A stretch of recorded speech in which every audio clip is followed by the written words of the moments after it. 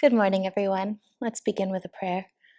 Divine Mother, Heavenly Father, Friend, Beloved God, Jesus Christ, Babaji Krishna, Lahiri Mahashaya, Swami Shri Yukteswar, and our beloved Guru, Paramhansa Yogananda, saints of all religions, humbly we bow at thy feet.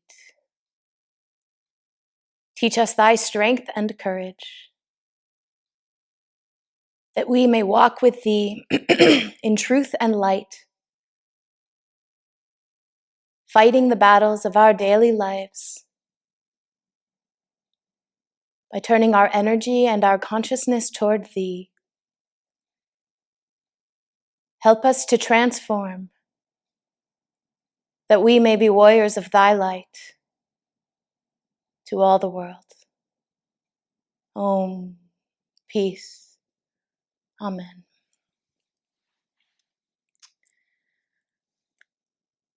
Good morning.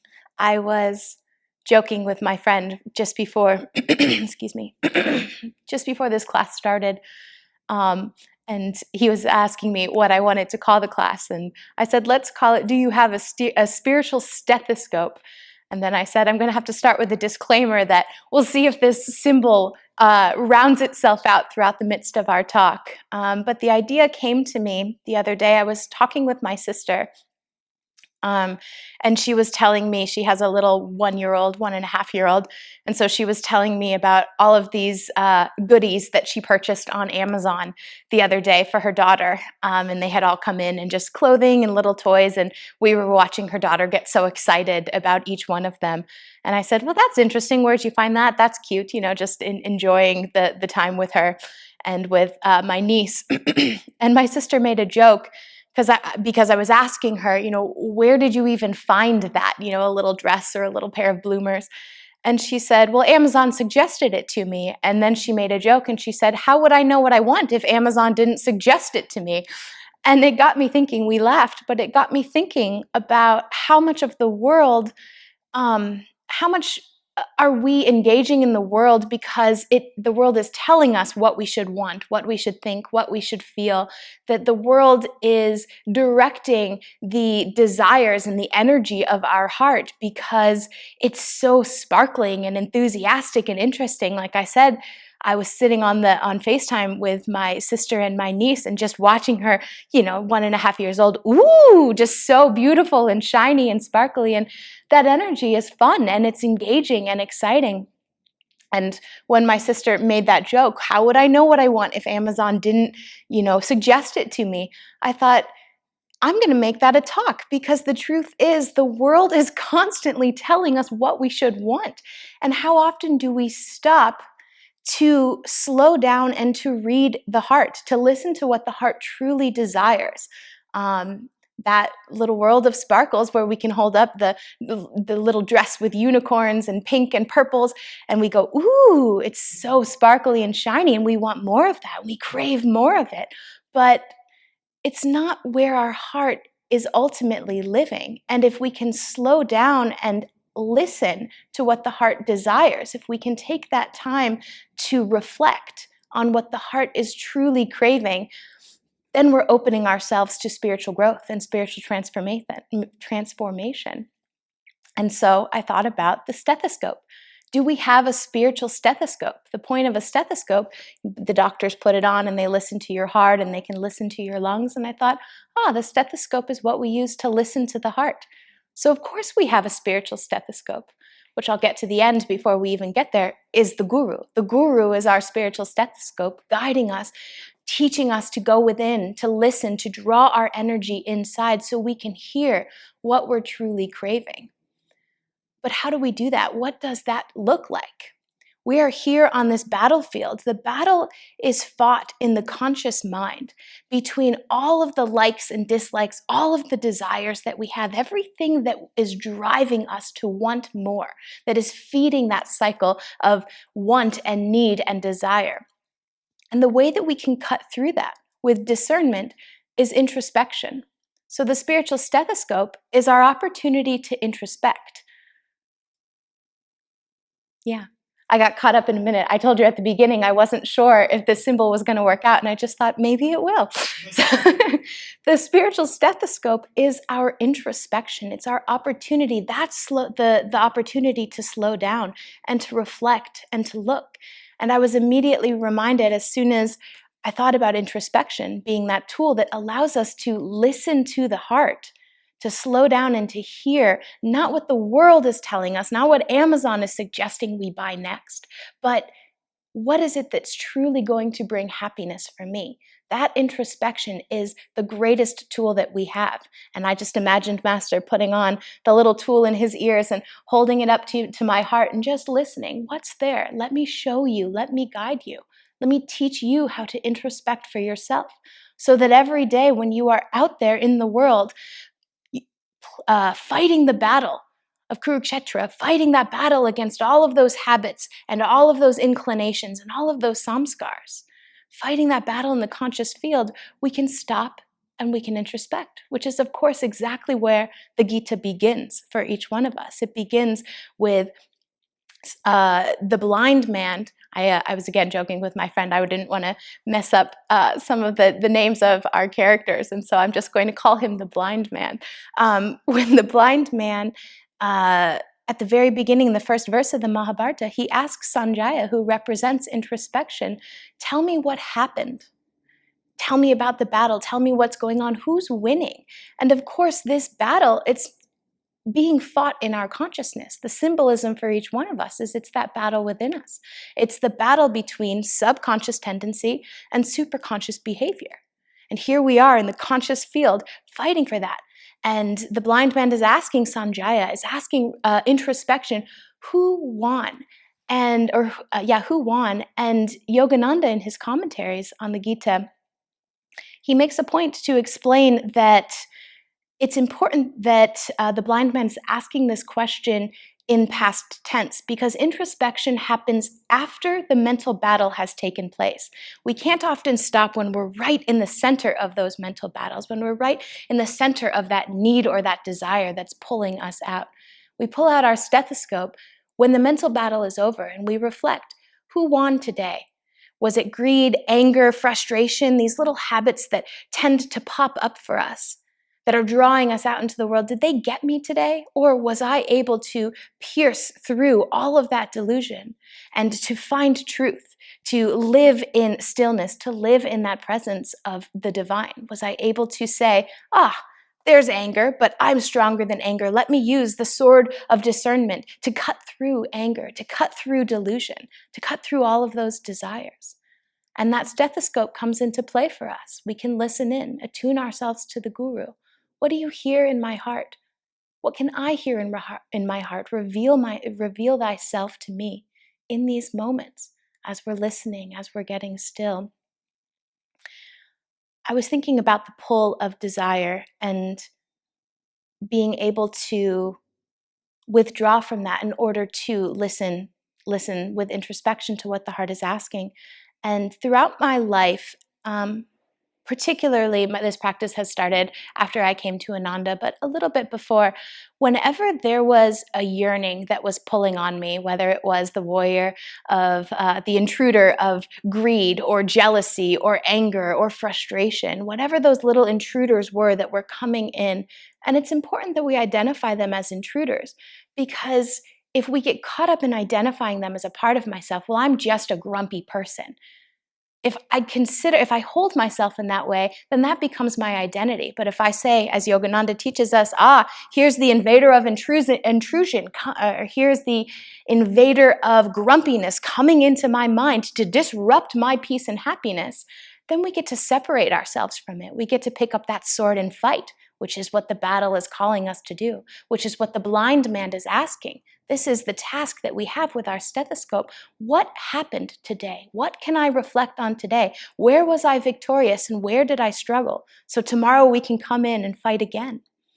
And the way that I've done this in my life, whenever there's been something that I felt I strongly needed or wanted, and so that anger or that desire, that envy, greed, whatever it is whatever that intruder is that came in to disrupt my peace and my happiness, I would sit down wherever I was, whenever I had the space, and meditate for a few moments. And then I would ask myself the question, if you had that thing right now, how would your life be different? And I would allow myself to go as far as I could, to stretch out as far as I could in all of the ways that my life would be different. So if it's, that little inkling desire, the other day my friend was talking about that desire that many people have, often women, to lose those last 10 pounds. And all my life have been chasing those last 10 pounds. I'd sit down on the couch if that were my desire, and I would say, how would your life be different right now if you had that? What would be better? What would be worse? What could change? And in the practice of doing that, what I found is that I was brought right into the present moment. And oftentimes we find that those things we desire, they don't necessarily change our lives. And I don't say that glibly. There are major things that we can want and need that would have huge influences in our lives. But when we come back to the present moment, and when we're living in that space of stillness, when we're just reflecting, how would things be different right now in this moment? If I lost those last 10 pounds, if I had the pair of shoes that I wanted, if I had the partner that I felt I needed in order to feel loved, if my child got into the perfect college or got the perfect job that they wanted, how would my life be different right now in this moment? Not how would my life be different tomorrow? How would my life be different in 10 years? Right now, right here in this moment. And when we ask ourselves that question and we get slower and we get stiller, what we find is being in the present moment awakens all of that joy. Our life wouldn't be different. Joy is right there in the present moment. So we can stop and we can use that spiritual stethoscope to tap in, to ask ourselves, that thing that is intruding upon me, that thing that I'm so strongly craving, that the world is telling me I need, how would my life be different? Would I feel more joy? Is God present in that particular item, object, desire, whatever it may be? This is our job. We are warriors on the battlefield of our consciousness. And each day the intruders come. Yogananda suggests to us that every night we reflect and we ask ourselves, how did I win today? I was just in the car on the way over here to the temple here in Palo Alto. I was listening to Irish Lullaby by Swami Kriyananda, and there was a line, let me see if I can pull it up. Go to sleep, the day's done, heaven's blessings are won. And it struck me, it was the same thing I was reading from Yogananda last night.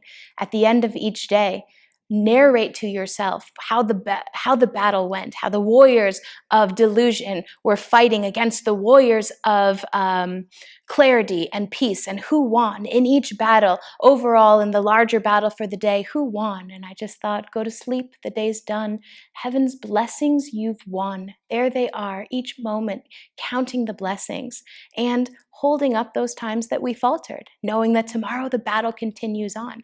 This is the beautiful part. We know how the battle ends. So here is the blind man asking introspection, how did we do today? And we can ask ourselves that in the moment. I can put on that stethoscope. How did I do today? But even though I'm asking and reflecting, we know what the outcome of the battle is. We know where we're headed. Self-realization, it's the only place that each one of us is going. So these little reflections, they're not failures. It's not counting your failures. It's counting the reflections of the moment. It's introspecting on what happened today. How did I do today? But it has no lasting definition on who we are, because we know we will win eventually. It's been written in the ether for each one of us. Our guru has declared it. Paramahansa Yogananda has declared it so, that we will all find self-realization. So as we pick up our spiritual stethoscopes, what we're doing, let me start this way. Paramahansa Yogananda said, let me see if I can pull it directly. I have the words. Using the net of introspection, catch delusion and destroy it. When we reflect on the little battles that we have fought each day, and the bigger battles that we're fighting over patterns and trends in our lives, those samskars that are following us and that are carrying, that we carry with us. With the net of introspection, we cast out that net through introspection, and we gather up all of those delusions, all of those desires, and we destroy them. I thought it was interesting that he uses the term net. It was different than I was also thinking of Christ when Jesus Christ says, "I come not to bring peace but a sword." Both of those calls to actions are the same, to stand up in that battle and to fight against the cycle, what Yogananda calls the psychological warfare, that each one of us are slashing through our delusions. But the net asks us to gather them. They're all there. You can look at them. You can see them, and you're holding them. You're bringing them all in, and then you're destroying them. So it's not just about suppressing or casting aside. It's bringing all of them in, looking at each one, and transforming the energy and rising above it. I come not to bring peace but a sword. With all of our determination, we can slash through each one of these. But first we gather them with a net of introspection. We hold them in our hearts. We offer them up. So just like the blind men, each one of us, at the end of our days, we can ask ourselves, how did it go today? Who's winning the battle today? Knowing in our heart failure is not an option, not because we can't fail or it's wrong if we fail, but because it's actually not an option. The answer, or the ultimate battle will be won. So in each moment, we can put on our stethoscope, we can call on the guru, we can slow down, we can meditate, we can ask ourselves, where is my heart resonating today? What can I hear in my heart today? It's not what Amazon is telling me. It's not those moments when we pick up the shiny pink dress with unicorns and go, ooh, those moments are fine, but that's not the truth. The truth is, the truth that we are seeking are those moments when we can slash through all of that, when we can feel what the heart is longing for, what the heart desires more than anything is to know God, to be with God, and to share God with all. Everything else is just a shimmering of light. Everything else is part of this beautiful delusion that each one of us are walking through as we fight that battle. You are a spiritual warrior. You have your spiritual tools with you in each moment to stand up and say, I will choose to introspect and I will walk forward, knowing that the intruders and the invaders will come at me, but I am stronger. And when we get lost, we just ask our guru, come back, put on your stethoscope, listen to my heart, help me to feel the truth, help me to know the truth. God bless you.